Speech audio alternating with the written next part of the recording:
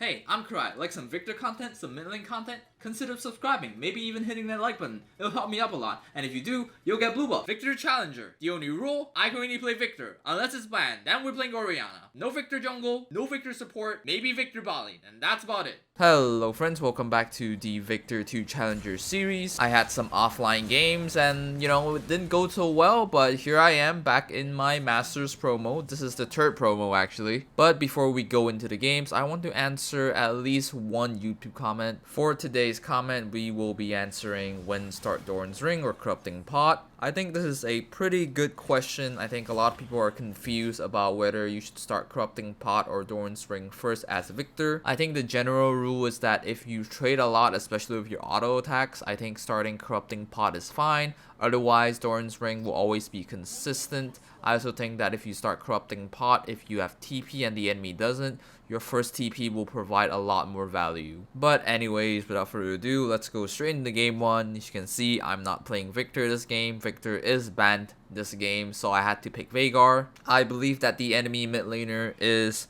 a Nasus mid. You can see at the start of the game, I'm already muting all because for some reason, I just can't stand chat sometimes, or at least in-game chat. It's just too much, especially in high elo. It's just really my preference. Obviously, some people prefer to have the chat open.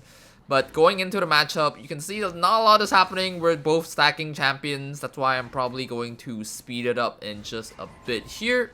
You can see I started Sapphire's Crystal and instead of Doran's Ring or Corrupting Pot. And that's mainly because I felt like not a lot of trading is going to go on here. We're probably not going to be interacting with each other. Me or Nasus and I are probably just going to be stacking our champions.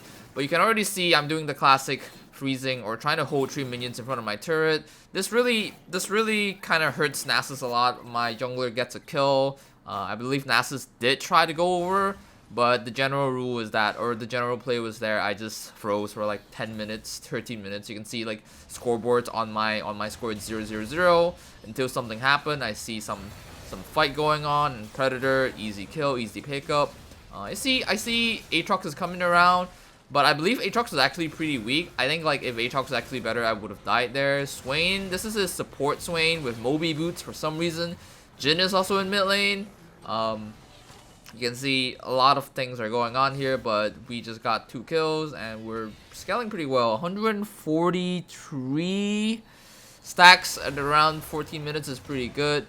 Nasus here thought I was alone. I think if I was actually alone, I probably die, but because Senna was with me, and I don't think Nasus is that healthy, we actually got the kill here. Here we skip on to another fight. I see my team is not doing so hot. Actually, they're doing pretty great here. Predator boots as usual.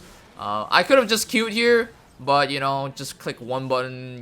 Super skilled play, and then we just get the kill. 3 stacks. For some reason, this Jhin was actually walking up with like no regard. Like he's level 10, I'm level 12 with about 2.5 items. I could have based there. Here, this is my first mistake in this game. This is the play where I actually was like, hey, maybe I'll just poke the dog a bit. This is one mistake that I think like a lot of people can learn from, is that sometimes you just have to expect that the enemy will flash on top of you. And this is one of those times where they did flash on top of me and I die. You can see here I have a lot of money in my bank. I got really greedy. I believe the play here was that I wanted the base with Rabadons, but I just got greedy and instead like tried to poke the dog a bit, and then the dog just one-shot me. Like flash on top of me and one-shot me. Here we just pick up another Jhin kill. This game, there's not a lot of happening. I think it's just a pretty free game overall. Veigar wise, we're just really farming. We're just stacking, and then we're just hoping that our side lanes aren't too far behind. At this point, 1.2k damage on my W already. It's just rank 2 W, but I think at this point I probably had around no, it can't be it. I probably had around 700, maybe 750 AP. I'm pretty strong at this point with just about 2 items. I felt, yeah, this part I could have killed Nasus, but I don't play that much Veigar, so I didn't know how much damage I would have done. But like had I known, I probably could have just one-shotted him just like that. I think this fight is, I think Swain is here for no reason. He has Moby Boots, so he's that fast. Alright, I think my team actually died, and then the enemy team got Baron here. But aside from that, we're still pretty strong here. Swain has no flash to flash over the wall. I think a big fight is happening. Oh, alright, I remember this fight here. So this is one of those fights where I should have spaced better. I think this cage, yeah, this upcoming cage here was fine. But after this cage, I definitely should have spaced better. I didn't really look. I'm not someone who needs to auto attack, so there's really no point for me to auto attack. I also could have flashed the Jin shot. These are one of those plays where I'm not really paying attention to my character or the enemy's character. I'm just playing off like what's happening. Instead, what I should be doing is really just to say, hey, okay, I know Jin's out here. I know Nasus is in my range. If he flashes on top of me, I'll die. I need to space better. It's just like little details you have to pay attention in like fights like those, especially when a lot of things are happening. Kayn is just unkillable, and then we just win this fight easily. At this point I'm pretty sure I have over 1000 AP, so it's just a clean fight overall. And this is, I think, yeah, this is the first game of my promos, and not much. Again, not a hard game, we just win off this. You can see here okay guys, don't do this if you're trying to win. Just end the game, alright? Don't be like me, alright? Don't be like me. Just end the game and then just move on with it. Like this is really pointless, right? It's fun, but trust me, just end the game, because sometimes, some rare times, you'll lose by doing this, alright? So just take the W and move on. I didn't manage to record game 2 because I forgot. But there are some fights I want to show you because I think this game is kind of valuable, especially in a Azir versus, or a Viktor versus Azir matchup. I think the enemy has I think both drafts are okay. I'm not really good at drafting, but I think this is not a easy game for Viktor because the enemy has a lot of champions that can dive into me. Gragas, Xingqiao, Azir. I do have the Thresh, but I think most of the time I didn't really get the chance to take the Thresh's Lantern. But let me just start off with this one team fight here. So we can see this is a 4v4. Rengar is dead on our side, and Azir is dead on their side. These are the items. Rengar is one of the stronger players on our team. I think Azir is also kind of strong with 3 items. I think the strongest member on their team right now is currently the Xingqiao or the Gragas. Gragas does have 3 items. But they are the weaker items, but it is still 3 items. And he has a good level lead on everyone, actually. So we started the fight here. Aatrox is already really low here. Xingqiao is really deep here. You can see, let me just zoom this out a bit. There we go. Alright, so there's a better view of the game. It is Control Shift Z. You can unlock this the limit for the screen, I guess. But you can see that this is a 4v4. We have both players are low on both sides. Well, let me just play it out here. I'll play it slowly. Gragas engages on the Thresh here. Thresh flashes into us. I think Thresh almost dies here. But you can see Gravity Field is in the middle of a choke point here. Right? I think a lot of people don't pay attention to Gravity Field, especially if it's like the jungle. It's harder to see, especially like on a ocean map where there's pools everywhere. There's also more bushes. So everyone just runs into the Gravity Field here. I get a really good ult, a really good laser. Aatrox just starts popping off, starts healing a lot. There's no anti-heal on the enemy team. There's only Senna who has anti-heal, but he's still healing a lot here. We get the Jin here, so it's only the Gragas and Senna alive. Now look at this, right? I don't understand this. So I'm going to do this twice, right? So I walk over here. This is a Jin thing, and I scan vision. There's no vision on top of me, so I know nothing is watching me right now. The enemy team doesn't have vision. For some reason, after knowing the fact that I pushed this wave, they thought I just disappeared, right? So let me just play it out. So I appear here, Gragas goes in, I get both of them. Ezreal unfortunately dies. But let me play it from the red side's perspective. So here, same thing happened. And like here. Like so, right? So again, I'll play it again. Blah, blah, blah, blah, blah, blah. Same thing happened. I clear mid wave. I clear these 2 minions. They died. Alright? Now, if they're paying, well, I don't expect people to pay attention to like little things like these, but like if they pay attention, they would have seen that this is getting scanned, but this guy doesn't have a scanner, so clearly someone has to be here. I guess they since they saw, you know, minions are here, they didn't expect I've already walked through here, but right now I'm right here. I'm going right here. And then, yeah, for some reason they just think I disappeared. So after I got the kill, right, the same thing happened with Azir. Azir TP's in. Alright, now clearly, I didn't walk through here because there's a thing here. So, he doesn't know I'm here too. So for some reason, Azir thinks I'm missing too. So this is from his perspective. But clearly, I'm still here. So, yeah, like, he tries to take the scuttle. And then, I take it. And long story short, Azir dies because Rengar's coming for some reason. Rengar just goes all the way in. And then we get Drake. So I'll just move on to the next fight here. I think this fight is also kind of interesting here. So this fight here, heading into this fight, I only have a few things I need to remind myself. Azir flash, or like Shurima shuffle with flash, and flash Gragas E. So these are the things I need to remember, right? These are the things that I'm thinking of when I'm going into this fight. I see, like, I imagine like nothing's gonna happen here, but for some reason, you know, Rengar's just really, really aggressive. He goes in. He actually has like no defensive items. He should just get like one shot here.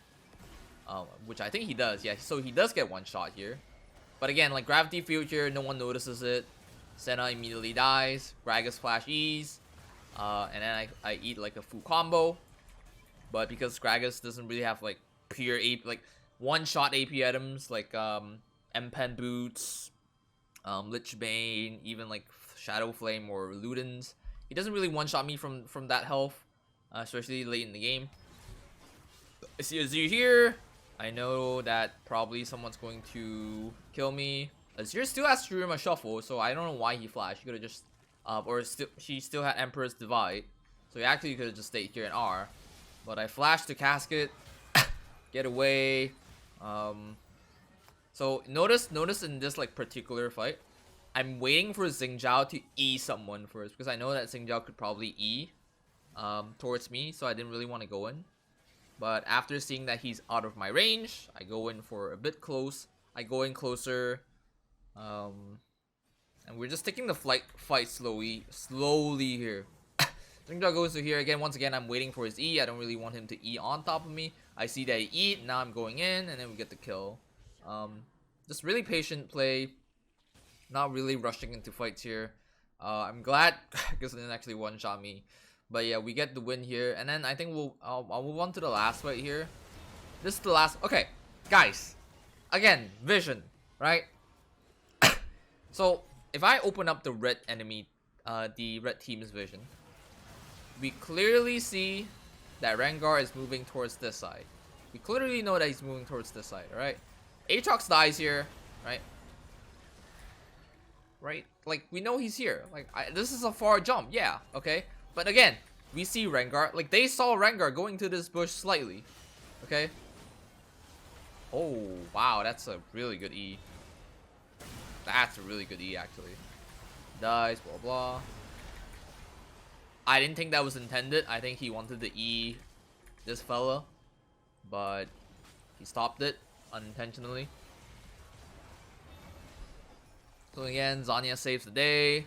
And then we just rail their whole team. Chaos Storms just burns their whole team from the back. Good hook from Thresh. And then we just end the game here. Yeah, basically game 2 was quite a close one. I think their Gragas played pretty well. But I played slightly better and we got the dub. So that's 2-0 for my promos. So let's move on. Alright, game 3 of my promos. I'm going to do this fast. You already know where this is going. Alright, ready? Let's go. So we get 1 kill here. That's great. After that, I put on my acting shoes, my acting pants, my acting mask. I bait the Cassidy in thinking he's safe, just walking up thinking he will turn straight. But lo and behold, my knowledge at least is here. And then we get another kill. Great. Right here, I'm looking real tasty, looking like a hot snack. Bait him into the flash away. I almost get the kill here, but I didn't. So it's whatever, right? It's still great. It's still great. He burns flash, he gets away, I'm more alive, blah blah blah. It's whatever, he gets away, blah blah blah. But I get 2 platings here. So everything is looking well okay for me. I have 10 CS per minute, you know. Bot lane's winning, my top is weak side. Whatever, I can carry this. It's going really great. And we even get little Henry here. Henry is ours. It's going perfectly swell. After that, we use Henry to take the mid turret here. And look at this. Olaf comes here for a freebie. Tries the 1v2. But, you know, I'm just too fed at this point. Everything is looking like a Viktor carry game. Right, guys? Right? And then... this...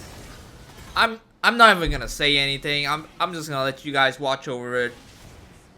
Look at me. I'm coming. I'm gonna back this guy up. I'm gonna kill the Olaf, but actually, let me just run it in, because I really want the Ezreal for no reason. I'm just going to kill myself. Oh, look at there. Kassadin's coming. I sure hope he doesn't kill me. But look at me. I'm still making myself available. And I die. And then Lee Sin died. Draven's dead. Nautilus is dead. And the Nexus blew up.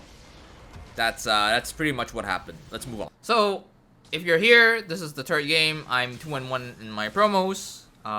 Thank you for, you know, staying here for so long. I really appreciate it. And without further ado, let's go straight into the game. It is a Akali matchup. I think against Akali, I know that Akali is really weak level 1. You can see that earlier I traded with my Q. I would Q her, walk backwards a bit, then Q to her, mainly just to dodge her little kunais or her Q. Here, I'm just waiting for her to walk up, just try to Q the minions and harass her, get some first strike value. Their jungler is a Lilia, so I know their jungler started bot side. I also know their Lilia is an inexperienced Lilia, so I'm trying to abuse the fact through looking, you know, data sites. So knowing that kind of helps me know how to play this lane. Notice that the lane is slightly pushing. I know that my Olaf is still on top side. I also know Lilia is also moving towards top side. So you can see here, I'm still hugging top side. That's because of where my ward is. But I think later on you'll see me trying to move bot side. Here, I know the wave is already pushed up. There's really no reason for me to delay the push. So here I'm just trying to shove as fast as I can. Akali does try to trade against me here, but my wave is too big. And again, Akali early levels, her Q cost is way too high. So I shouldn't really be afraid of anything. I could have based right here, but I figured it's probably better. I think basing here is completely fine if you guys are in a similar situation, but I figure it's probably better for me to stay in lane longer, and I really want to base with my Lost Chapter. Or I want to base when I have Lost Chapter ready, instead of basing and getting a Amp Tome or even Mana Crystal. I see that the enemy is trying to invade. I'm trying to hover over, but I think realistically nothing should happen because Olaf is pretty strong. Dodge the little E there. And for some reason, Urgot gets the kill. I look at top lane and I'm like, wait, Urgot is like really healthy. It's not even close. So my thought here was that, okay, Lilia must have definitely inted that. And you'll see why. Like later on, you'll see like she definitely has something to do with the results of this game. But now that I know that Lilia is dead, I'm just trying to keep the lane in the middle. Trying to put as much harass as I can. Akali walks up, lands the E, doesn't go in, surprisingly. I think I definitely should have played this timing a bit better, or this part of the laning phase a bit better. Akali is slightly tilted, she stands still. Maybe she's typing, whatever. Urgot gets 2 kills here. I think this game is going really great at this point. But, you know, Akali is trying to trade with me, but I know that Akali... See, the thing is, Akali in this game, she went for super sustain. Which I can see why, because Viktor is really harass heavy. But because she has super sustain with Fleet Footwork, I think Second Wind, and also Doran's Shield, I'm not really that scared of her in terms of trading. Here I'm standing my ground because I have slightly bigger waves. She does use her Strout here, but in an earlier video we've talked about once Akali uses her Strout, she's really not a champion pre-6 until her Strout comes back, and her Strout is about like 30 seconds long. Here, I think I misplayed here. I definitely should have tried to stay in the lane a bit longer. Because Akali is low, Lilia is about bot side, right? And if I just try to manipulate the wave a bit, I definitely could have made Akali lost more minions. Right here, we go back in the lane. We have lost chapter already. TP back in, of course. Something happened, but I'm not going to say it. I'll let you guys guess. Anyways, we're in a pretty good spot here. 0-4 overall across the board in our favor. I'm not sure why I ulted here. I think I want this. It could have been that I wanted the base. I think I just wanted to shove this, or try to harass her as much as I can, or just get first strike value here. One of those. It's a really weird ult by me. I definitely could have held my ult a bit more. I think the reason why I ulted her, I think it's because her cooldowns were down, and I knew because her cooldowns were down, I definitely could have just landed more poke. I think that has to be the reason. Otherwise, I would have ulted. But going back, or like going back outside of the ult, we see that she's low here. We don't know where Lila is, so we're trying to be safe here. Even though Akali is going full sustain, I still have to respect that Akali is an assassin, and the fact that she still has a good amount of damage, really, to kill me here. Here, I'm trying to pull the wave a bit, try to deny her a bit more CS here. Just trying to do little things to get myself ahead.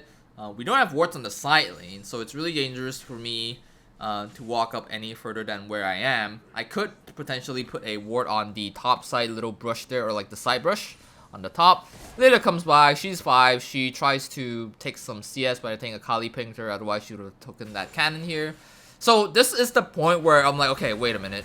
Akali's gone for way too long. She definitely would have been back here if she was walking back in lane. So this is where I noticed that, okay, Akali is definitely heading to bot side. So, you know, I think she appears, yeah, she's already there now. She appears there, she kills the Olaf, gets a nice shutdown for herself. But the point that I'm trying to focus here is that once I notice that Akali is not going back to lane and going to bot side, I immediately push and I will look for a base here. There's no reason for me to stay because I can't really get the platings here, even though she has no ult here. It's much better for me to just go home, get a blasting one, and come back to lane to continue scaling. Here we do Drake here. Thresh tries to do a cheeky flash play, but she misses. I try to wiggle my way out of his hook, but he didn't shoot it. And honestly, right here, I shouldn't be that afraid of the Akali. I keep having the mindset that like, oh, Akali's gonna one-shot me. No, Akali's not gonna one-shot me. She used her E to gap close. Her E is down, and she has like, she doesn't have like runes to kill me. So if I just played it wiser, if I just played it slower and flashed the hook, we definitely could have won this. So it's kind of sad that we lost that. But let's move on. Here, I think like, yeah, we already had our upgrade. Usually, I think it's okay to upgrade your Q in a versus Akali because you're not really trying to push. But for some reason, this lane was really passive. Akali wasn't really like trying that hard to kill me. I guess Akali was much focused on trying to farm. And the fact that she's going for Riftmaker, I wasn't too worried of her getting like just completely walking up to me and one-shotting me. I'd be much afraid if she has Electrocute and also going for Proto Belt. But because she's really, again, I kind of understand from her perspective, but it just seems weird. And it kind of helped me play a little bit more well, not passively. It helps me scale because I know she can't really have that much of a threatening pressure if she does walk up to me. Here we get like we spent our money. We have a lot of gold. Luden's already. And overall, the game is just going really well for us. Top is just smashing. Bot is kind of smashing. Again, their Lilia is, I think, first timing the champion. And mind you guys, this is like Diamond 1, Diamond 2, low Masters Elo. Right? No reason for you to first time champions more so in high Elo than low Elo. But here we catch out the Thresh here. I believe Drake is coming soon here. We catch out the Thresh. And for some reason, even though Thresh is dead, the enemy still tries to contest this. Akali gets caught here. She shrouds and flashes away, but unfortunately, Jhin has ult. Lilia does try to sleep the Jhin here. And, you know, okay, this is a really messy fight. Everyone's going everywhere. Everyone's just going everywhere. Lilia's on the Jhin. Olaf is on the Lucian here. Look, I misplayed here a bit, right? I know Lilia has like 2,000 move speed, but for some reason she comes back, and the way you know that Lilia's passive is down is her horn stops glowing. So her passive is down, and I have a Yuumi on me. So there's no reason for me to flash into her to get the kill. But I think like during this point I was like, I really want those double buffs. So I flashed in on her and I said like, my Yumi was like, why? And I said, I'm sorry, I grieved that one.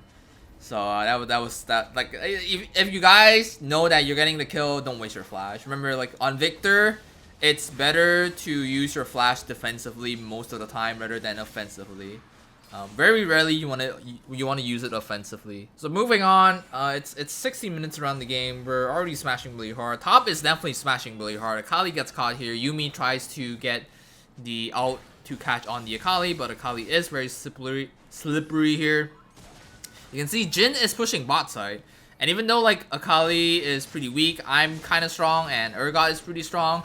This still is a 4v5 here. I think Urgot gets completely burst out by their team. Yumi is caught out as well. We get 2 kills here.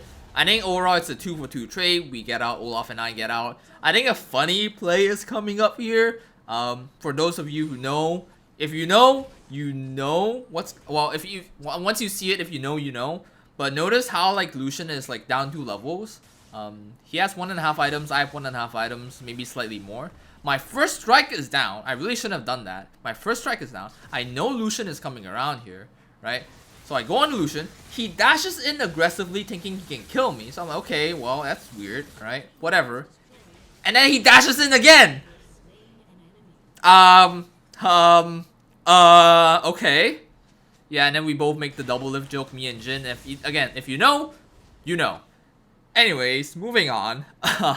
It's still funny. I don't know why, like ADC, like okay, like I get it. ADCs have auto attack, so you can hit us down when we don't have cooldowns. But come on, man. Anyways, here again, I walk in the bush. I definitely should have put a pink ward here. Lucian tries to go on me again, but this time she has Akali, and my first strike is down because his W hit me first. If my first strike's up, I would have killed her sooner or killed him sooner. But Akali would have still finished me off regardless. I definitely should have just put a pink ward or at least try to scan here. My team gets a pretty good catch on the enemy team here. We have a really good setup. We catch the Thresh out. I think Thresh is dead. Here, I try to ping the Jhin that Akali is behind him, but he doesn't see it. I think like if Jhin noticed it sooner, he definitely would have lived because Akali has no ult. So overall, we still get like a 4-for-2, which is pretty good for us. It's 12-22 here. The game is going pretty well for us, and it's only going to get better for us since I'm a Viktor and the enemy has an Akali. Here, it's a 2v1 situation. Aatrox is really weak at this point, so I just kill him off here. And again, like, Lilia ults here. Imagine if Lilia ulted much sooner, then Aatrox would have died, and I would have died. So, you can already tell that this Lilia is, like, not playing that well. Right, I'm dead. They go for a 4v4. Olaf is just unkillable here with Yumi, and he lives, triumph, and then we get Baron here. Yeah, we do get Baron. Really good. Look, my items are a bit weird here, but I really wanted to one-shot people. That's why I went for these items here. And they have no MR, so I'm not going Void Staff early this game. And it doesn't seem like they're building MR, hence why I'm not building Void Staff. Here, Akali tries her best to one-shot me, but at this point, it's just... I'm just way too far ahead, and she's just slightly behind. I think this is the final fight here. We definitely crushed this fight here. Here, Aatrox tries to go on top of me, but misses everything. He just gets a reset here, but because I'm just way too far ahead, I flash in just to get the kill. Again, I definitely don't have to flash in if the game was more even, but because I knew the game was kind of over, go in, flash in, take the kill, why not? But I think in future references I really shouldn't have done it. And yeah, that's really about it. That's my Masters promos. I hope you guys are able to learn something from this, be it whatever. It's a long video, but there's a lot, and there it is, the Masters. Once again, like, if you have any questions, leave in the comments. I'll definitely answer them in the next video. And hope you guys learned something, and I'll see you guys soon. Thank you.